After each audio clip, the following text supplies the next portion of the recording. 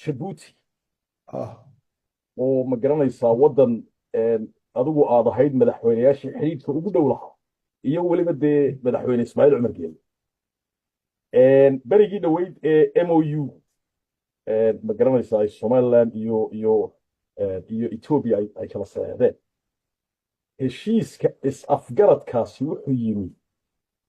waxaad 29kii Disembar baad joogteen Djibouti oo Ismaaciil idin dhexdhexaadinay bisha kowdeediina Addis baa lagaga dhawaaqay MOU-gii halkaa waxa ku jira in ma garanaysaa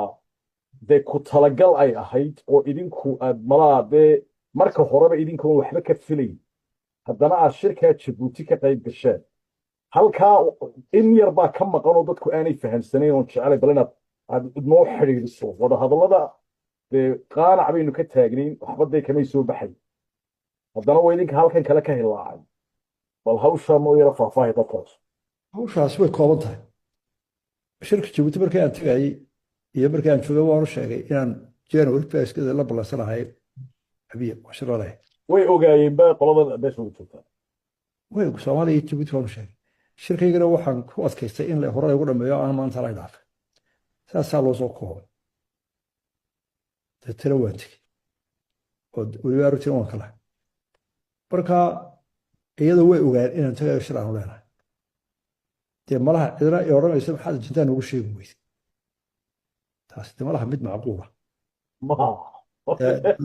dadku isma quuraan baacmushirku isma quuro dad kale waa shaqeeya Djibouti hawshaa laakiin meel adag barikaadii ha barikaada arrintii waanu galnay inay arrin aad iyo aad u adag tahayna waan ogaa laakiin waxay noqotay inuu isagiina diyaar ahaa annaan diyaar ahaa waanu ku heshiiyey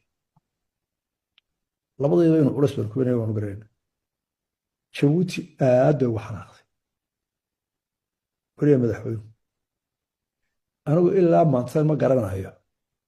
waxaan Jabuuti siyaasadeeda iyo dhaqaalaheeda iyo heraftooda midna u dhimay oon u geysanay ma garanayo caradaas halkay ka timid waqtida waa la ogaan doonaa waqtigaa keeni doona laakiin anu ma hayo miyaan laakiin la odhan karayn dee somaliland la aqoonsan yahay oo imika hal dekadoo keliya aynu leenahay hoteena berbera